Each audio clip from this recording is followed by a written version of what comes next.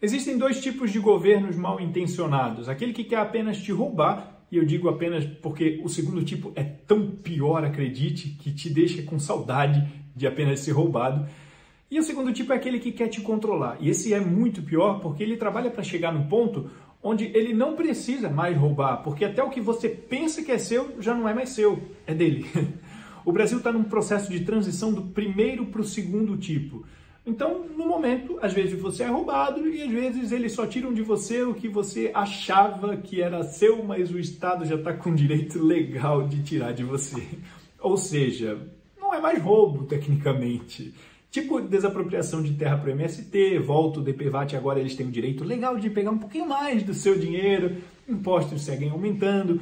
Um outro bom exemplo prático foi quando a Prefeitura de Canoas, em meio à tragédia no Rio Grande do Sul, lançou um decreto no mínimo controverso aí, para dizer que ficava determinada a requisição administrativa dos bens particulares. Essa requisição teria caráter coercitivo e deveria ser cumprida de forma imediata.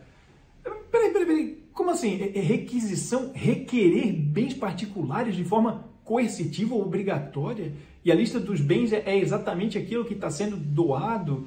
Pegou mal? Porque, assim, ficou parecendo só que queriam pegar as doações privadas para serem usadas como ajuda do governo. Mas logo as agências de checagem, tipo a Lupa, que todo mundo confia muito, só que não, correram para defender o pobre e indefeso Estado. Gente, é falso que um decreto legaliza roubos e doações. Que isso, gente?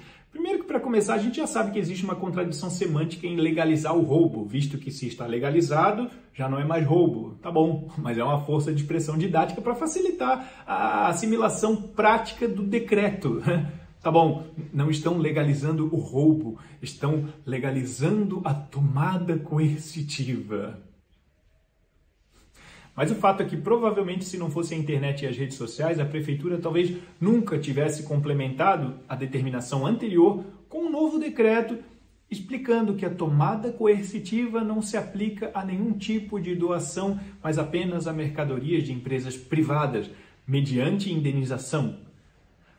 Indenização é o quê? É pagamento? Vocês vão pagar a mercadoria, então. Se vão pagar, por que precisa ser coercitivo? Alguém não vai querer vender? Ou talvez seja porque vocês não fazem ideia de quando vão pagar. Ou seja, vão pegar sem pagar, que de onde eu venho se chama roubo.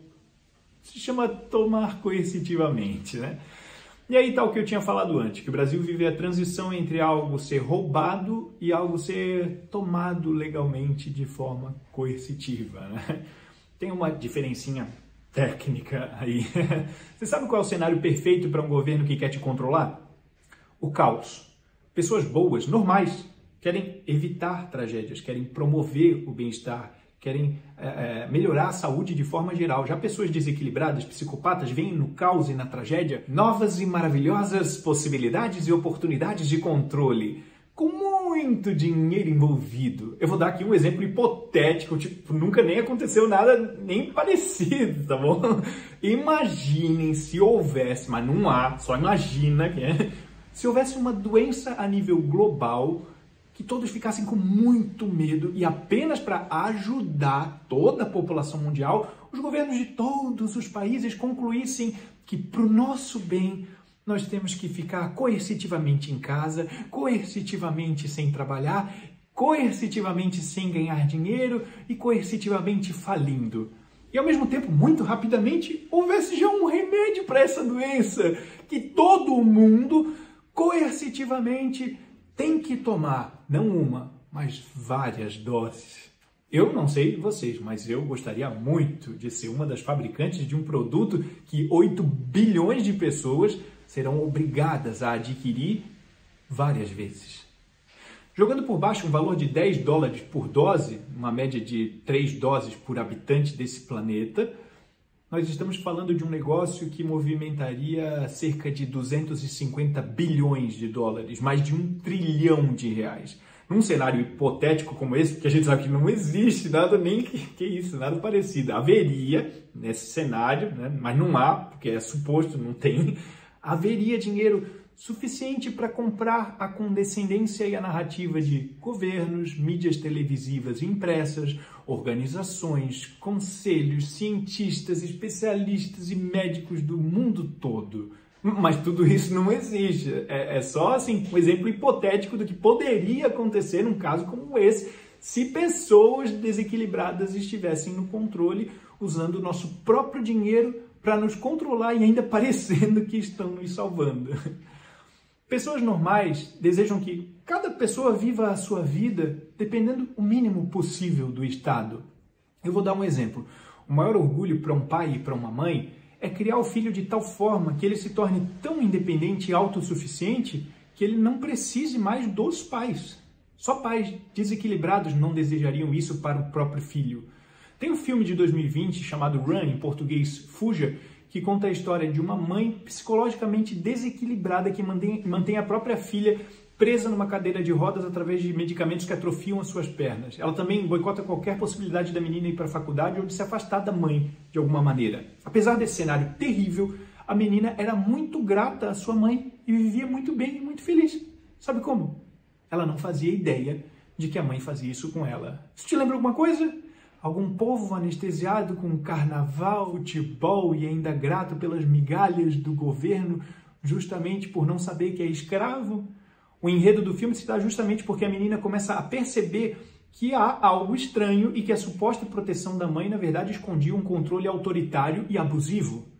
Isso também não te lembra alguma coisa? Autoritarismo, abuso de poder. À medida que a garota percebe a ameaça que a sua mãe representa, ela tenta, obviamente, fugir, se libertar. Só que quanto mais ela tenta se libertar, mais a mãe se torna violenta e abusiva com medidas cada vez mais restritivas. Tipo assim, um governo que quer regular as suas redes sociais e começa a prender quem fala demais porque você começou a perceber o que está vendo e querer se libertar, né?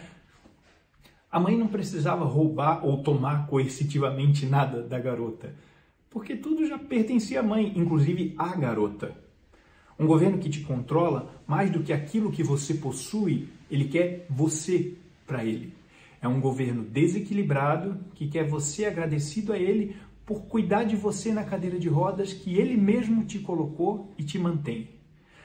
A tragédia e o caos podem se tornar ferramentas que colaborem para o controle. No Rio Grande do Sul, pessoas desamparadas, fragilizadas, uma reconstrução bilionária vindo pela frente. E adivinha só, não precisa de licitação, porque a gente está no meio de uma catástrofe, horas bolas. Abram-se as torneiras do dinheiro público pelo bem do próprio povo. Estamos no meio de um caos que atinge quase 500 cidades e que a reconstrução custará bilhões, e temos uma quadrilha no poder que já esteve envolvida com os piores escândalos de lavagem de dinheiro, corrupção, pagamento de propina da história do mundo. A minha esperança é que, como nação, nós estamos nos dando conta da prisão em que vivemos, assim como a menina do filme. E o meu desejo é que o nosso desfecho seja o mesmo que o dela lá. Só que daí você vai precisar assistir o filme para saber, porque é algo que eu não posso falar por aqui.